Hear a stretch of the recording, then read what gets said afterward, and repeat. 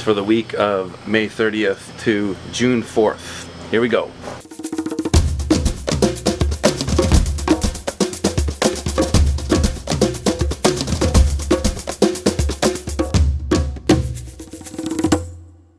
Alright, well this is Tuesday, so I skipped Monday. I had some personal stuff to take care of. Wasn't much happening on the farm anyways besides in our usual orders, which are a lot. We seem to be doing more sales on the earlier part of the week than we do in the later part of the week, and that's a very new thing. This is a first for us. But I just wanted to show you one thing I've done this week is I've brought the sunflower shoots outside for now. It's warm. We're pretty much in summer weather now. Have been for a while actually. Had a little rainy period over the last couple weeks, but that seems to have passed and the long range forecast is looking pretty sunny and hot. So I brought the sunflower shoots outside because they can be prone to fungus problems because of humidity and lack of airflow. And the greenhouse is a little more humid than I'd like it to be right now. And it's fine for everything else, but the sunflower shoots are particularly susceptible to it. So we've put them outside in hoping that that's kind of an easy fix to solve the fungus problems and that they will just continue and resume growing as normal. This plot here is going on to its second rotation. So these beds were cropped out and we covered them up right away just because they're not going to be planted immediately, and we like to do that. It just helps eliminate weeds that are in there, encourages ones that are in the soil to germinate, and keeps any weed pressure from blowing, and that way we can manage it better without it getting out of hand. And so we always have these fabrics laying around at each of our plots. So when we do have beds that are cropped out, that, you know, this is radishes, they pulled them out, so the soil's bare. I don't want to keep the soil bare. I prefer to keep it covered at all times unless there's a crop newly planted in it. So we've just covered them up and then we don't have to worry about them. Greenhouse is still pumping stuff out. I've recently put some new things in here just for myself. Some lemons and limes, because I've always wanted to have these kind of things in my own personal garden. So I'm really stoked on this lime tree I picked up because the lime leaves are edible and it's like a big part of what makes Thai food, gives it that taste that I've never really been able to replicate, and it's from the lime leaves. And so this is a key lime tree, and this is just for myself and my girlfriend. It's not really for any other reason than for us just to have our own lemons and limes. Okay, so we've got some uneven germination happening here again, and I'm not exactly sure what the issue is. It might be irrigation, but we turned it on and everything seems to be running. But if you can see here, there's sort of patterns to it. There's less in this bed. This lettuce is a little bit less grown, so it might have something to do with the sprinkler here. And these are the kind of things that we're always troubleshooting.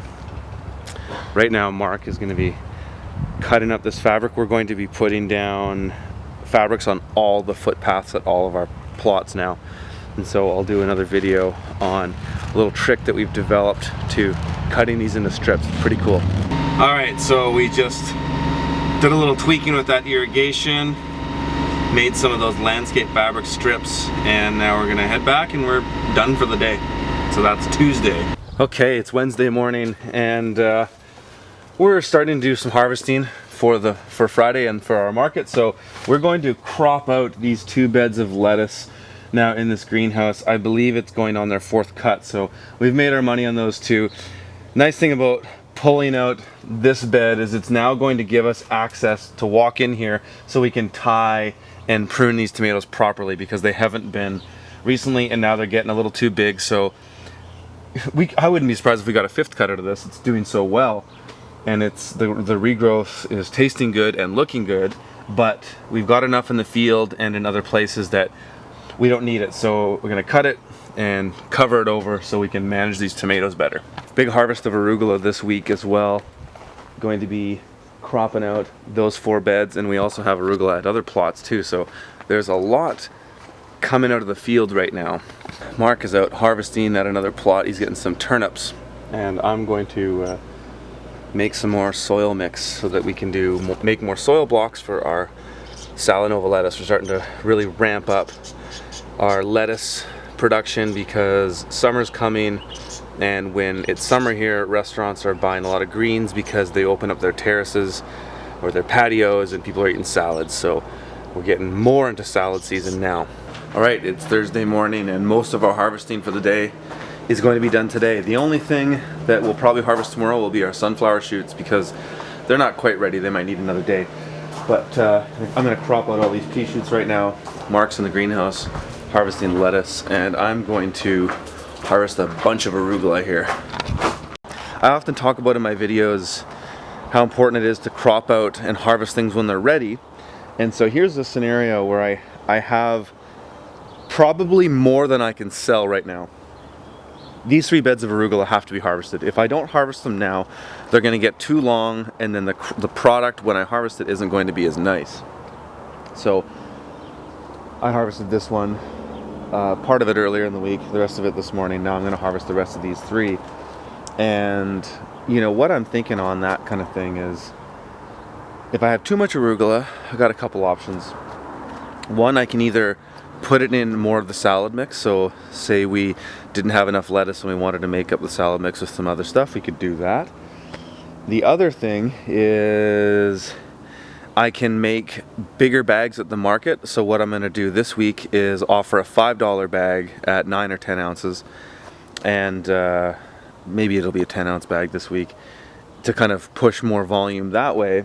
And then the other way is more of a marketing push, where you know, what I did on this week is I knew this would happen, is I put on my fresh sheet a 10-pound box at a discount to incentivize larger purchases. So at this point I'm still waiting for some orders in the morning, and if we want to get harvesting and I don't have all my orders, what I'm doing is speculating on what I'm expecting, and that's kind of based on previous sales and previous weeks, and just going with that. And or even calling up new chefs, and which is happening right now. I had two calls from 2 new chefs this week, and just kind of getting them going with some stuff. And so I'm hoping I'll be able to move more of this. At the end of the day, if I had to say compost even an entire bed of that, or you know, you could give it to the food bank, but I don't think the food bank's going to use 20 pounds of arugula. But you know, you never know. Whatever you do with it, that's up to you. Even if I had to get rid of 1 bed of it, I'm better off harvesting this and composting it than letting it sit in the ground another week.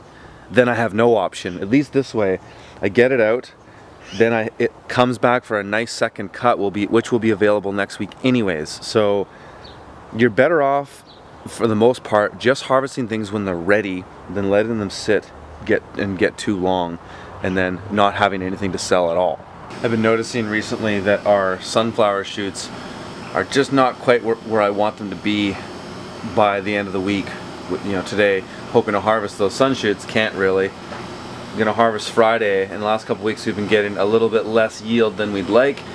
So I'm going to start my next week's batch today. I normally don't do it till Monday, but I'm gonna start them today to get an extra 3 days of growth, so that by next Thursday, we should have, or in 2 weeks, by Thursday, have a nice thick stand. So I'm trying a new seed variety too this week, just different seed lot. So I've changed my density because I did trials last week on 2 flats, and they were a little too thick. So I've reduced my my amount. I normally do 170 grams of seed per flat, so I'm going to reduce it to 150. And see how that does. And these are the kind of things that you're always doing. If you get a new seed variety, sometimes it yields differently or germinates differently than another, so you have to kind of tweak things to figure out where that one's going to be. Fortunately, I did trial that seed. I like the outcome. It's just yielding more than I expected, so I've reduced that. But I've got about, what have I got, 70 kilos of this seed. So this batch will tell me what I'm going to be doing for the next number of months, because that amount of seed will last me possibly until late summer, even early fall. I never actually even finished my soil blocks yesterday because I broke my blocking tool. I've had this thing for probably 4 years, and what's happened is it's come loose on the side here, and I tried to fix it by putting a screw, just a shallow self-tapping screw in there, which I think would have worked, but before I had it totally working, I was pushing down and I bent some of the pieces inside, and now because I've put my screw in there, I can't get the thing out. I can't get it off this plastic, which is annoying because then I could get in there and bend it. So I'm just gonna go buy another one. It sucks, and if I had more time, I would spend the time to fix it, but I don't. It's a $28 tool, whatever, you know, got 3 years out of it. I'm gonna buy another one. But this is a tool that I really think some new entrepreneur should be fixing this damn thing to make one big block that I just have a big press and I press it down and do a whole flat at once. That would be an amazing innovation, and I can't believe nobody has done that yet, because it takes me, you know, a number of minutes to do a flat. I timed it before, maybe it was 5 minutes or something, which isn't bad in considering how much production I get. Like I could do 400 in a flat. Considering how much I get out of that, economics aren't that bad. It's just tedious work that I'd rather not do. Like I'd rather not spend all the time to do each of these blocks one at a time. I'd rather just crank it down, get it done in one shot. So maybe some innovators out there can make a soil blocker, a mini blocker that can do 400 cubes at once in a 10 by 20 flat. That would be amazing. Just putting it out there. End of Thursday today, we've got all of our restaurant orders packed, and tomorrow we'll be spending the rest of the day doing our deliveries to restaurants and packing for the farmers market. But I'm going to end the video here because I'm going to be driving down to Albany, Oregon to go and be a speaker at the Mother Earth News Fair with the likes of people like Joel Salatin and Elliot Coleman, so maybe I'll see some of you guys there. So if you want to see more videos like this, please hit the subscribe button right now, like and share them with your friends. And check out my online course, ProfitableUrbanFarming.com, where I get into a lot more of the detailed stuff that I've noticed over the couple weeks. People are asking, Curtis, how do you bag this and how do you portion that? That's the kind of stuff that I leave in the online course. So check it out there, ProfitableUrbanFarming.com. And also a lot of that stuff is in my book at theurbanfarmer.co. And I just wanted to say thank you to all of you that donate to this show, because it does really cover the time to some degree that I put into making these videos. So thank you so much. And for those of you that are interested in donating to the show, you can do that at theurbanfarmer.co/support. All right guys, we'll see you again next week. Thanks for watching.